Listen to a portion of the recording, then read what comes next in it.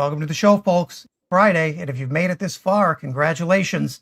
Made it to the end of another week. For the next half hour, we're breaking down the biggest stories in the news and trying to avoid a full-on mental breakdown. You can follow me on Twitter at TheMaxBurns and follow us on YouTube at Lincoln Square Media, on Substack at Lincoln Square. As always, leave your questions during the show. I read all of them, comment afterwards. I love to be told how much I suck. It's great for me. It humbles me. We have a great show for you today because we're on a mission from God and we're putting the band back together. The great Sam Osterhut is here with us to catalog the craziness. Sam, how have you been, man? I've been good, but what a busy week. Yeah. What do you expect? It's election week, right? It's November. Oh, no, wait. It's August. I remember when August used to be the slow month. Like reporters used to have to cover the congressman at the chili cook-off.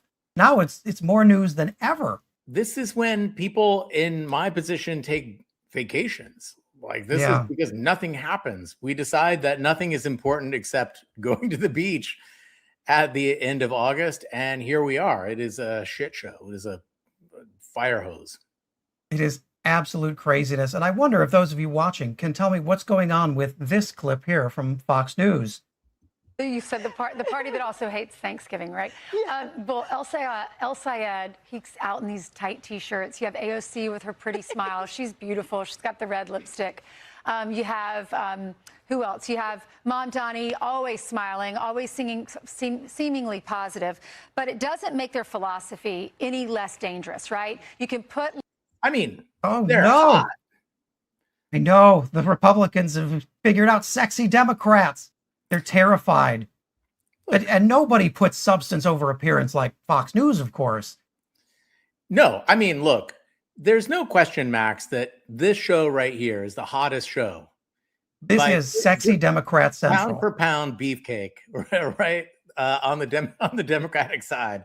That's what we're looking at here, guys. But yeah, you're totally right. Fox is just of course they're going to talk about the appearance of the socialists because that's all they fully understand. So, well, they're like, socialism doesn't work, never worked, don't totally know what it is. They're hot, but that doesn't matter because they're socialists. At least they're acknowledging that we look hot. And that is not one of the 5 big stories or the 3 big themes of this week. But here's one that is. We're going to take a look at some of the elections that rocked the week. So rumors of the progressive left's demise have been greatly exaggerated after a primary week that saw Florida State Rep Angie Nixon beating Alexander Vindman, the darling of the establishment center, for the Senate primary there in Florida, even though Vindman outraised Nixon 16-1. It was a wild, wild moment, and nobody had called this. Nixon was nobody to pollsters. Vindman was given a 99.9% chance of securing the nomination. This came as a surprise to everybody except the voters, who seemed to really love Angie Nixon's message over Alexander Vindman's more general, we've got to take the fight to Trump stuff. What do you make of it? So,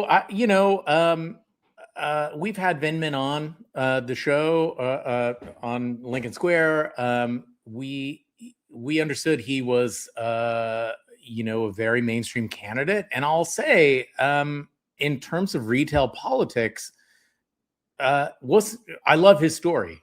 He's an American hero. There's no question. There's no doubting his service to this country. But as a retail politician, wasn't the best selection for the Democrats, right? And it was, look, this is. I want to get your take on this because you're the strategist. I'm just the media guy. But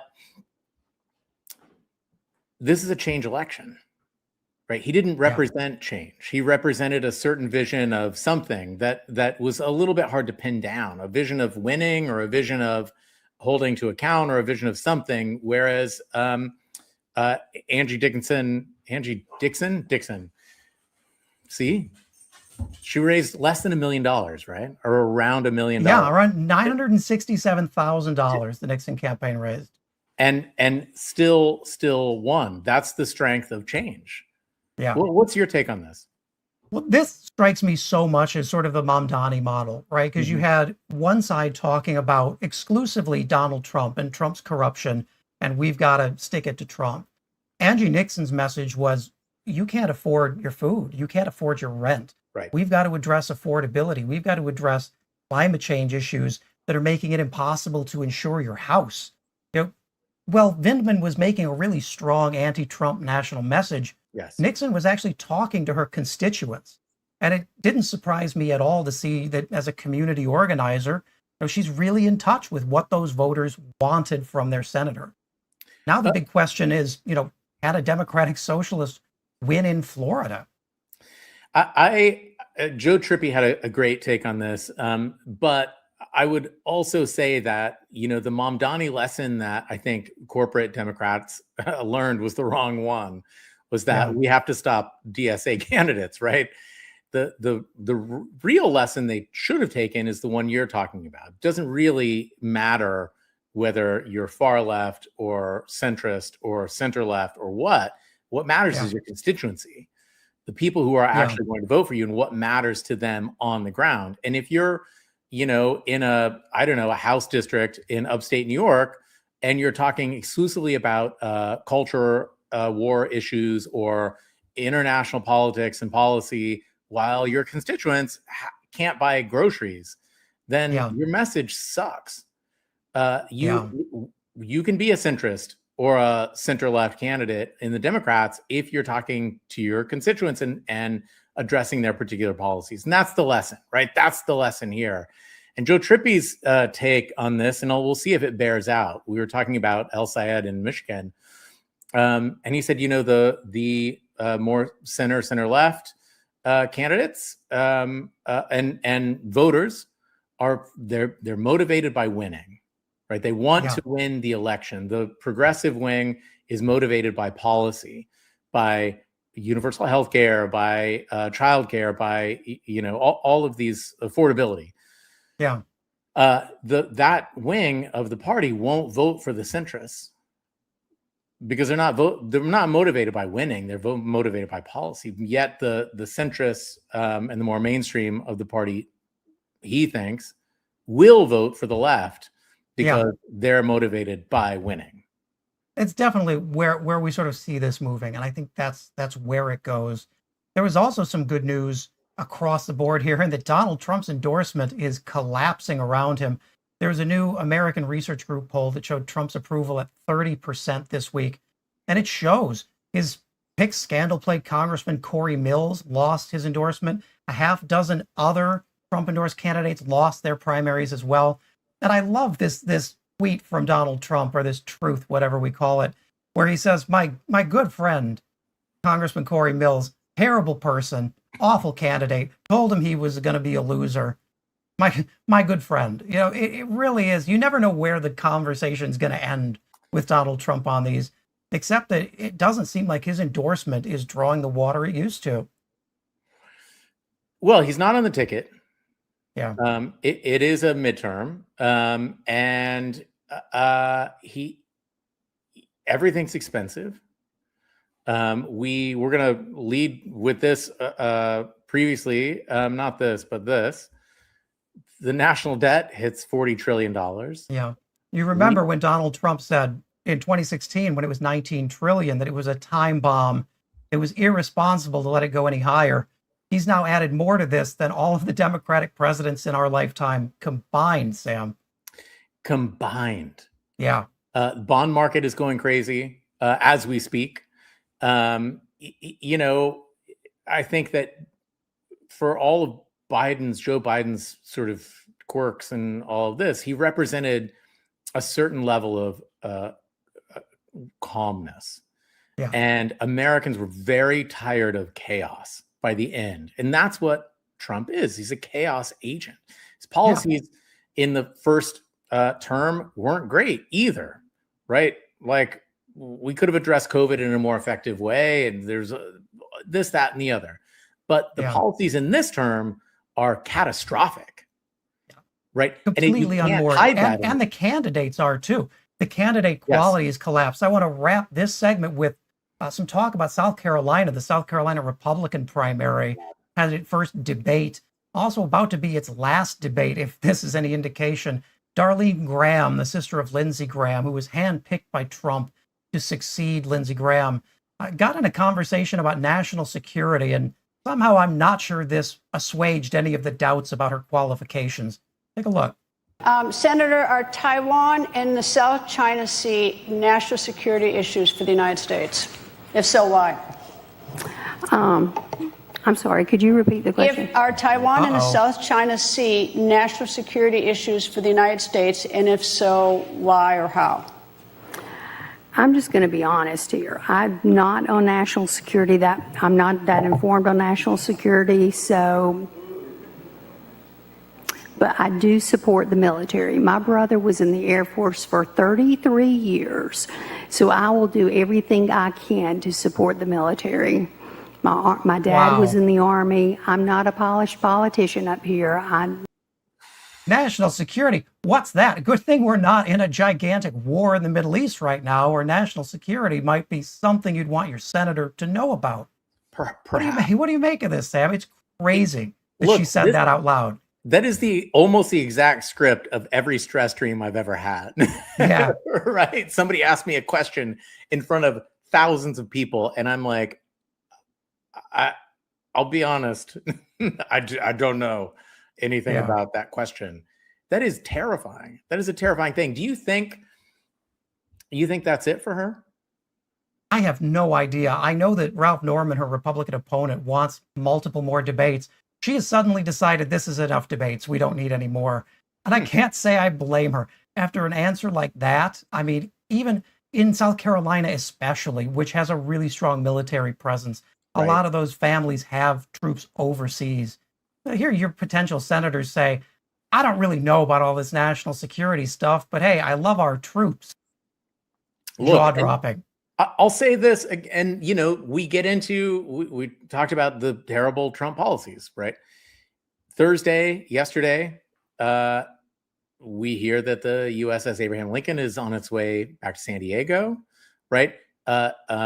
Military life is under terrible scrutiny right now. And this is actually a bigger issue, I think, than a lot of people imagine, especially her. She has no idea what she's talking about. I don't know, man. I feel like she's got to just hang it up and go on a speech circuit or get a podcast. I mean, she could join us, I'd love to have Darlene, if you're listening. I know you're not doing any studying, so come on and talk to us. Yes, we will quiz you. The Darlene Graham quiz show. Oh, I'll make it easy. Gold. Would you like watch that out there? I think they would. Let's move it along. This is giving me a nosebleed. The next big theme of the week, the story that was everywhere thanks to John Ossoff. Who the heck is Natalie Harp?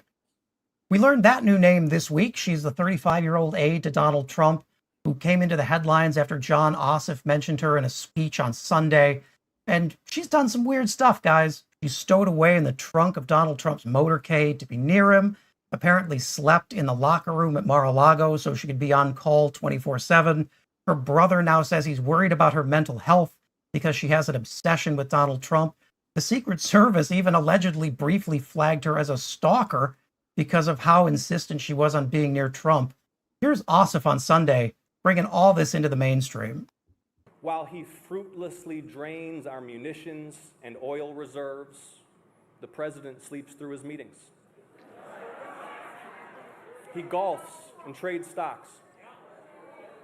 See, he doesn't want to do the job. He wants to build his ballroom and travel with Natalie on their apparently defenseless flying palace gifted by... Amazing. Amazing. And, I don't think it's coincidental that now all of this bad press about Natalie Harp is surfacing the same time that White House Press Secretary Caroline Leavitt suddenly announced she was leaving. Doesn't seem to be under great circumstances, maybe because Donald Trump left her to die on an undefended airplane. But Sam, what does this all seem to you? Who is Natalie Harp? What is this telling you about the state of the White House right now? So it's telling me that it's sort of business as usual at the Trump White House, right? I mean, this is the kind of, I think that you get a few peeks inside this place. And every time you do, you look in, you're like, what the fuck is going on in that place? Yeah. Not that the chaos just started and it's bubbling out, but that you just happen to see this thing happen now. And clearly she's been there. She has been a sycophant for years, right? She's been, I mean, they wouldn't give her a room in Bedminster, so she slept in the locker room. Yeah. For something like months. Yeah, months at a time. Yeah. She's also, as I understand it, she is potentially a white Christian nationalist. Went to Liberty, has she's got a lot of bona fides in that sort of weird MAGA cult, white Christian nationalist underworld. And she, fully believes that Trump is the next savior. And this really sort of fits the model of how Trump is in trouble. He has sort of emotional support women in his life that you see across the terms. Hope Hicks in the first term, Caroline Leavitt before she left, Laura Loomer was in the mix for a while. Whenever the polls are bad or he's failing at something, he finds these young women who will tell him he's great. As we just saw up there, she writes him letters that she signs off with the phrase, "With all my heart, Natalie." Like, this is clearly a president who's just looking to feel good about a collapsing administration. I think so. This is the sort of ensuing effects of the Ossoff statement, which I think we should talk about in this context as well. But look, I think everything that Trump does boils down to him craving being liked. That is it. Yep. That is the whole pathology of Trump. That this person likes me, this person doesn't. We saw that with Kim Jong-il this week and South Korea, right? That Kim likes me. He's always said nice things about me. South Korea won't take part in my war in Iran. They don't like me. So here we are. This is where all policy, tariffs, ICE, immigration, economics, war, everything, all of it. And now this Natalie situation, it comes down to that. It just boils down to that. Yeah. And I've got to give Ossoff credit here. He sort of borrowed the language, the sort of personal attacks, the populist rhetoric that for a long time was the territory of just MAGA people. And it's really succeeded in getting under Donald Trump's skin. This has been all he's talked about all week. Republicans on the campaign trail are being asked about Natalie Harp instead of being able to talk about their issues. Ossoff has owned the media cycle. I think we have a clip of Donald Trump in a completely separate meeting going off about Jon Ossoff. Yep. Mr. President, yesterday Jon Ossoff said you'd rather travel with your aide, Natalie Harp, and build the ballroom than do your job as president. What is your response to Jon Ossoff? You mean Pee Wee Herman? Pee Wee Herman. Amazing. It's rare you see Donald Trump so off his game as this seems to be for him. And it's interesting to me. I would love your thoughts here on Ossoff adopting this so successfully that now other Democrats are calling him, asking him to come campaign for them. Well, look, I think there are those Democrats, but there are also, I wanted to get your take on this. The Democrats who are like, yeah, he gave a great speech. It was full of substance and it was a great delivery. But enough with the personal attacks and stuff like. Who are these Democrats? Yeah, and never enough. Never enough. So Ossoff clearly is not running for president, though, right? I mean, he sounds exactly like Barack Obama. If you listen to that speech, he's even got Barack Obama's speaking cadence down. He's showing up with the sleeves rolled up in the tie-less dress shirt like Obama. I think he'd be great. I mean, Gen X might feel bad for being completely passed over for the presidency, but sorry, guys. So to your point, I mean, what Democrat is unhappy with this? Yeah, the personal attacks are what got it media coverage, but the media then has been talking about Jon Ossoff all week long. It has taken away all the oxygen from his opponent, Mike Collins. Mike Collins has had to spend the week talking about Jon Ossoff instead of talking about his campaign. This is how you control the narrative. We have got to stop being so uncomfortable with this. Look, I think, in you play basketball or you play football, you have to get the ball if you want possession, if you want to play your offense, right? And for anyone to say yeah, we need the news cycle, but we can't do just anything to get it. Well, you're never going to be able to talk substance or your policy or introduce yourself to the world unless you grab attention, unless you get that news cycle. He did it. He did it. And now he gets to talk about whatever he wants because everyone's paying attention. It's brilliant. Yeah, it is. And he also made Fox's list of sexy Democrats. So he's a national contender now. Yes. Oh. All right. Let's move on to the big theme of the week. Silicon Valley has a new favorite spying tool. Law enforcement agencies around the country have been using a new tool, courtesy of our friends in Silicon Valley. Local communities across the country are rising up to resist its arrival on their streets. I'm talking about Flock. It's an automated license plate reader that claims it helps police track stolen cars, monitor potential witnesses in crimes. But in fact, as Wired magazine reports, a lot of police officers, over 100 cases so far, have been using it to stalk their ex-girlfriends, keep tabs on family members, to do other creepy and potentially illegal things with the civil rights of innocent Americans. And Flock's CEO also sounds a lot like Donald Trump. He's accused his critics of being pro-lawlessness, and he says if you don't like Flock, you just don't understand all the good things that mass surveillance can do for you. Sam, I cannot believe that we're here again. I mean, this is digging even deeper into our private lives. I hadn't heard about this until recently, and all of a sudden, it seems every city council in America is holding meetings to ban this from their streets. Amen to that. I think this is one of those stories that when your crazy uncle is like, the COVID vax has a microchip in it. This is where that starts, where they're like, they've got a whole series of cameras everywhere. You can't leave town without them knowing. And you're like, and then that's true. That's a true thing. And I think that faith in our system, or a belief that the people we elect and the people who are unelected but wield power, they will never yield power, that they have some baseline of accountability, and that they're doing things on our behalf is essential to democracy. Yeah. Right. And this is another story where we're like, oh, well, of course they're monitoring our every move. And, we've seen videos where this woman, I can't remember where she lived, but a sheriff pulled up. He said, I have you stealing packages, Amazon packages off of people's porches. And she's like, I don't know what you're talking about. And he was like, it's a fact. And he says in there something that sort of slipped by, but he said, nobody leaves or comes into this town without us knowing. Yeah. And I thought, how, that's so creepy. How do you say that without not hearing yourself and think, geez, that's kind of fucked up.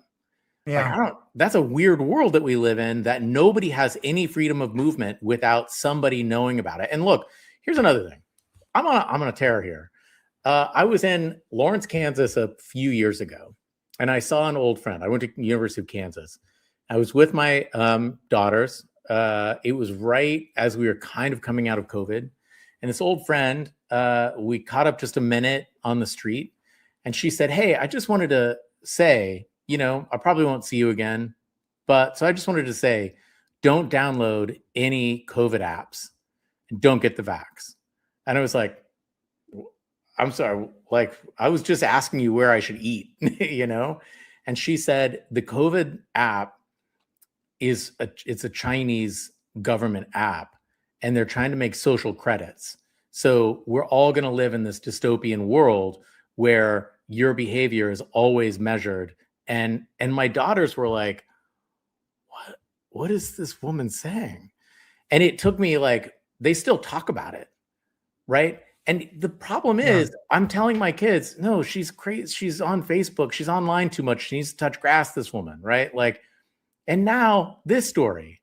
Now what do I tell my kids? Oh, actually, they're all watching us. And the terrifying thing is we don't really know. You're forced to take on faith that the company's telling you the truth about how it works. There are no internal safeguards. The CEO himself has said that he wants law enforcement to be addicted to this tool. Yes. I mean, one case that I saw was a woman an ex-wife of a police officer. She had left the relationship because of alleged domestic abuse. The officer used that app to track her license plate across the city to where she was staying that she did not want him to know about. And then he went and confronted her with data pulled from Flock. I mean, these are situations that are so emergent in case law. That's just straight stalking. Yeah. But there are a lot of examples here that are confusing because Wired got access to the actual code for this, which doesn't seem that secure if they could do it that easily. And it's just an AI front that says, I'd like you to help me solve a crime. Here is where the crime happened. Show me all the license plates that went through it. And the AI will send you a list of who was likely to be involved. How did they come up with it?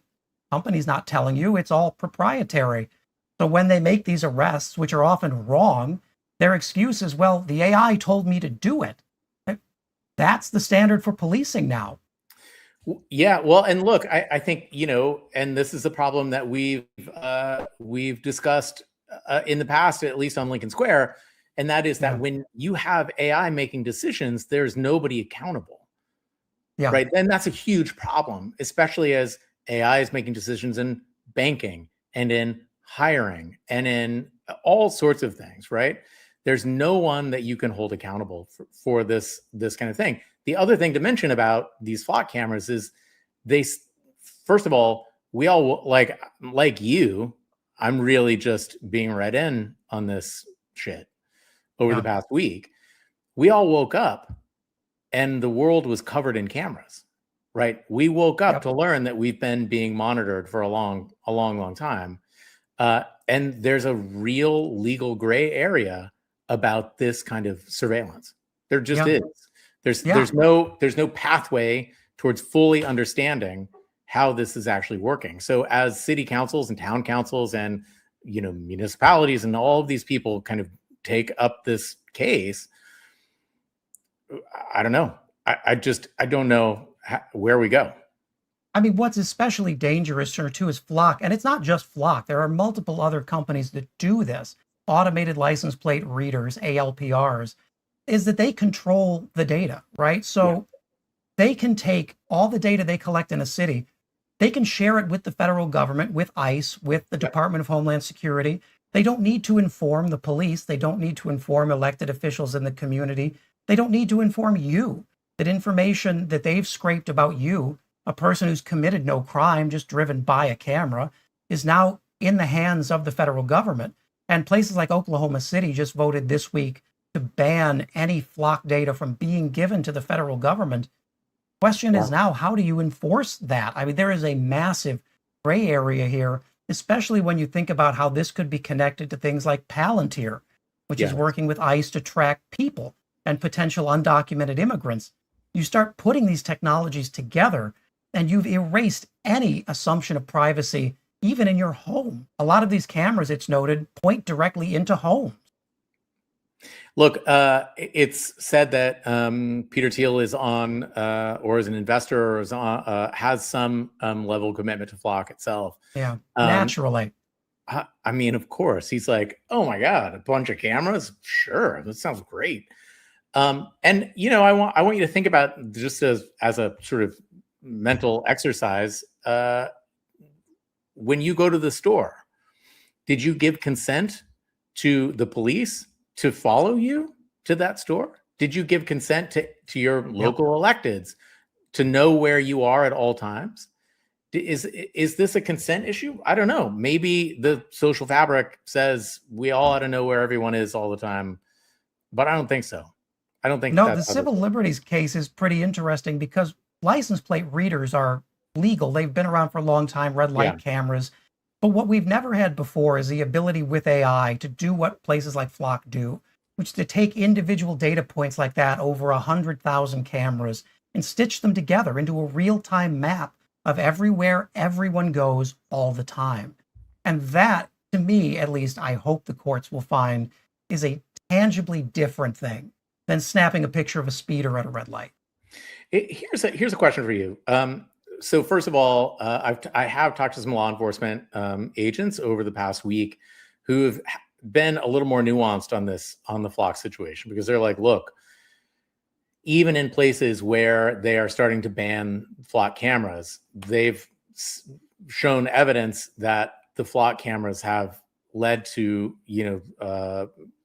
hundreds upon hundreds of crimes being solved, accidents being mitigated, like all of these sort of goods, these social goods. Yeah. That said, I'm skeptical. But they don't ever show you the proof, right? Crime nationwide has been declining since COVID. Right. What Flock's doing that's so clever is taking credit for a nationwide decline in crime anyway and saying it's because of us, even in communities where there aren't Flock cameras. Well, look, this goes to another point. Is the reason that you aren't committing a crime because you feel like you're under surveillance? Well, no. The reason most of us don't commit crimes is because we don't need to commit crimes, right? That's just the sort of plain and simple fact of crime. Some people love committing crimes and they're going to do it and all that. And maybe surveillance keeps them. Donald Trump, for example. Yeah, right. Well, and he doesn't care if he's seen committing a crime. No, so the surveillance isn't going to matter. That's his whole thing. But here's another thing. Let's say in 1940, somebody set up cameras all over Tulsa and took pictures of everyone's license plate, right? It's fundamentally different than doing that today, because you have film that you have to develop, right? And then you have some guy who's probably in the mailroom at the police department who has to sort through all of these photographs. Right now, we have a system that can not only track, but in real time tell you everything about all of the images at once, right? That's fundamentally different. And I think that's a glimpse into the future. And like I was having an argument a couple of years ago with a friend who said, look, I think the tech is fundamentally different and I think humans are going to change. I was like, no, humans will always be humans. I'm not so sure. Well, it went from technology serving the needs of humans to us seemingly serving the needs of technology. And on that cheery note, that's the last big story. We've reached the end of the week. Congratulations. I hope you sleep well tonight, guys, knowing you're being watched. I'm your host, Max Burns. As always, follow Lincoln Square on YouTube at Lincoln Square Media, on Substack at Lincoln Square. You can follow me on Twitter at TheMaxBurns. Sam, where can folks follow you? I am all over the place at Sam Osterhout and, of course, at Lincoln Square. Max, do we have time for one more quick video? We do. I want to leave you with this. Maybe the only good use of AI video generation ever. And Seinfeld, as always, does what we're thinking. Have a good week, everybody. Jerry, look at you. I'm thinking about running for president. President of what? The United States. You sell buildings. How different could it be? Considerably.